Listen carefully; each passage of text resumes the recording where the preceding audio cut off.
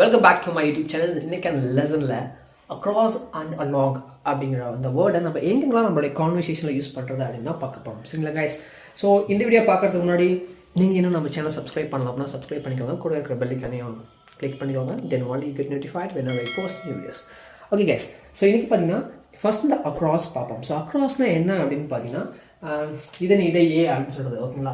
So இப்படி ஒரு road போச்சுங்களா, இது குறுக்கே இப்படியும் குறுக்கா இருக்கலாம், இல்லை இப்படியும் குறுக்கா இருக்கலாம். ஸோ அந்த ரோட்டுக்கு இடையில. ஓகேங்களா? சரி, இந்த எக்ஸாம்பிள் சென்டென்ஸ் பார்த்தீங்க அப்படின்னா உங்களுக்கு வச்சு ரொம்பவே புரியும். ஸோ அதுக்கு முன்னாடி நான் இதெல்லாம் நோட் பண்ணிக்கிறேன்.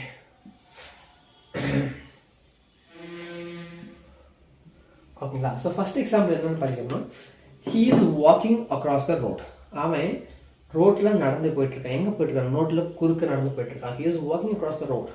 அவன் ரோட்டுக்கு இடையே நடந்து போயிட்டுருக்கான். ரோட்டுக்கு குறுக்கேன்னு சொல்ல முடியாது, ரோட்டுக்கு இடையே நடந்து போயிட்டுருக்கான். He is walking across the road.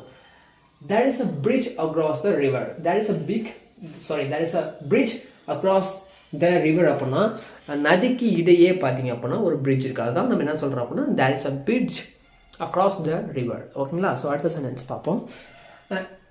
இந்த airplane flew across the sky. So flight என்ன பண்ணோம் அப்படின்னு பார்த்தீங்கன்னா, காற்றுக்கு இடையே வந்து பார்த்தீங்கன்னா பறந்து போச்சு.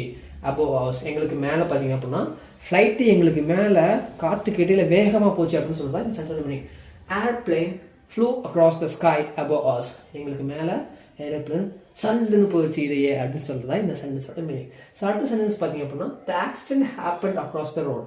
ஸோ அந்த ரோட்டுக்கு இடையே தான் இங்கே ஆக்சிடென்ட் நடந்துச்சு. The accident happen across the road. So அடுத்து பார்த்தீங்கன்னா, a smile spread. The smile spread across her face.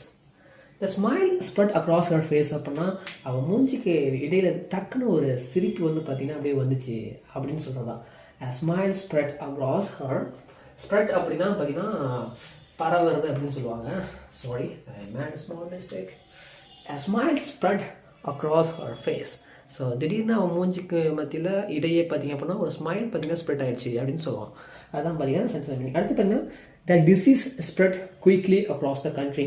So அந்த நாட்டுக்கு இடையிலே பார்த்தீங்க அப்படின்னா அந்த டிசீஸ் பார்த்தீங்க அப்படின்னா வேகமாக பரவ ஆரம்பிச்சிருச்சு அப்படின்னு சொல்லுவாங்க. அந்த disease spread quickly across the country, அந்த கண்ட்ரிக்கு இடையே. ஸோ அடுத்து பார்த்தீங்க அப்படின்னா, த சன்ஸ் லைட். ஓகேங்களா? Sons light. நான் எழுதுகிற வேர்ட்ஸ் உங்களுக்கு புரியல அப்படின்னா கமெண்ட்டில் சொல்லுங்கள், நான் இனிமேல் தெளிவாக எழுதுறேன். ஓகேங்களா? The sun's light spread across the mountain. So இப்போ சூரிய ஒளி என்ன பண்ணோம் அப்படின்னா மவுண்டெயினுக்கு இடையில பார்த்தீங்க அப்படின்னா சல்லுன்னு அப்படியே நமக்கு காட்டும். சரிங்களா? அப்போ நம்ம என்ன சொல்லலாம், the sun lights இல்லை sun's light. Sun lights across the mountain. ஓகேங்களா? The sun's light spread across the mountain. Okay guys, இன்னைக்கு பார்த்தீங்க அப்படின்னா அக்ராஸ் அப்படிங்கிற வேர்டு எங்கெங்கெல்லாம் யூஸ் பண்ணலாம் அப்படின்ட்டு உங்களுக்கு கண்டிப்பாக புரிஞ்சிருக்கும். I'm sorry, hack off. So அடுத்து பார்த்தீங்கன்னா இந்த அலாங் அப்படிங்கிற வேர்டை நம்ம எங்கெங்கெல்லாம் யூஸ் பண்ணலாம் அப்படின்ட்டு பார்க்கலாம். ஓகே ஃப்ரெண்ட்ஸ், ஸோ நம்ம வந்து அக்ராஸ் பார்த்து இப்போ அலாங் பார்க்க போகிறோம். ஸோ அலாங் அப்படின்னு பார்த்தீங்க அப்படின்னா அந்த இடம் முழுசாக, ஃபார் எக்ஸாம்பிளுக்கு ஒரு ரிவர் இருக்குன்னு வச்சுங்களா, அந்த இடத்துல எந்த இடம் இருக்கலாம், பட் முழுமையாக இருக்கிற மாதிரி. சரிங்களா? ஃபார் எக்ஸாம்பிள் சென்ஸோட பார்க்கும்போது உங்களுக்கு புரியும். We walked along the beach. So நாங்கள் அந்த பீச் ஃபுல்லாக நடந்தோம் அப்படின்னு சொல்லுறோம். நாங்கள் நடந்தோம் along the beach. We walked along the beach. So அடுத்து பார்த்தீங்கன்னா, the ship sailed along the coast. So coast அப்படின்னு பார்த்தீங்க அப்படின்னா கடற்கரை. ஓகே, சரிங்களா? அந்த கப்பல் பார்த்தீங்கன்னா அந்த கடற்கரை முழுவதும் அப்படியே போச்சு அப்படின்னு சொல்லுவாங்க. செயில்டுனா என்ன? கப்பல் வந்து ஓட்டுறதுன்னு சொல்லுவாங்க. அது எக்ஸாக்டாக தமிழ் ஓடுன்னு தெரியல. செயில் அப்படின்னா கப்பல் போகிறது, எப்படி சொல்கிறது, அந்த மாலுமிலாம் சொல்லுவாங்களா, செயிலர்னு சொல்லுவாங்களா. ஸோ அந்த மாதிரி the ship sailed along the coast. So அடுத்து பார்த்தீங்கன்னா, they have a house along the river. So அந்த அவங்க பார்த்தீங்கன்னா ஹவுஸ் பார்த்தீங்கன்னா ரிவர் முழுசாக இருக்குங்கிறது அர்த்தம் கிடையாது. ஒரு இந்த ஸ்பெசிஃபிக் பாயிண்ட்ல ஏதோ இடத்துல அவங்களுக்கு ஒரு ஹவுஸ் இருக்கு. They have a house along the river. So ரிவரில் ஒரு இடத்துல அவங்களுக்கு ஒரு ஹவுஸ் இருக்கு. அந்த ரிவர் எங்கெங்கெல்லாம் இருக்கோ அந்த ரிவர் எங்கெல்லாம் இருக்கோ அந்த இடத்துல ஒரு ஸ்பெசிஃபிக்கான பாயிண்ட், ஆனால் எக்ஸாக்ட் பாயிண்ட் சொல்ல, அதனால தான் they have a house along the river அப்படின்னு சொல்கிறாங்க. சரிங்களா? ஸோ அடுத்து பார்த்தீங்க அப்படின்னா இதுக்கு இன்னொரு மீனிங் என்ன இருக்குது அப்படின்னு பார்த்தீங்கன்னா, அலாங்க்கு இந்த ஒரு மீனிங் இருக்குது.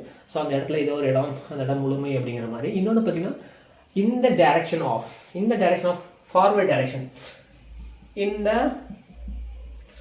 Forward direction. ஓகேங்களா? ஸோ நீங்கள் இது உங்களுக்கு புரியாது, நான் எக்ஸாம்பிள் சொல்கிறேன். இந்த 3 சென்டென்ஸ் அந்த மாதிரி நான் மேக் பண்ணிக்கிறேன். இப்போ பார்த்தீங்கன்னா புரியும். I was just walking along. I was just walking along அப்படின்னா நான் முன்னோக்கி வந்துட்டு இருந்தேன் அப்படின்னு சொல்லுவேன். ஜஸ்ட் ஐ வாஸ் வாக்கிங் அலாங்னா நான் அங்கே முழுமையாக நடந்துட்டு இருந்தேன்னு அர்த்தம் கிடையாது. I was just walking along, just நான் முன்னோக்கி வந்துட்டு இருந்தேன் அப்படின்னு சொல்லுவாங்க. தே told us to move along. They told us to move along அப்படின்னா அவங்க வந்து என்ன முன்னோக்கி போக சொன்னாங்க. தே told us to move along. இப்போ நம்ம நிறைய பேர் எல்லாம் இருக்காங்க, நம்ம நிறைய பேர் இருக்குன்னு வச்சுங்களேன். நம்மகிட்ட ஒருத்தர் சொல்கிறாங்க ஓகேங்களா, ஸோ முன்னோக்கி போங்க அப்படின்னா நீங்கள் சொல்லலாம் ப்ளீஸ் கோ அலாங் இல்லை மூவ் அலாங். ஸோ அந்த மாதிரி சொல்லலாம் சரிங்களா. ஸோ அடுத்து பார்த்தீங்கன்னா we saw him as we drew along. So நான் பார்த்தோம், we saw him நாங்கள் அவனை பார்த்தோம். as இந்த இடத்துல இதுக்கு என்ன மீனிங் அப்படின்னா இது பார்த்தீங்கன்னா கன்ஜெக்ஷனாக இந்த இடத்துல யூஸ் ஆகிது அப்படின்னா போல அப்படிங்கிற மாதிரி.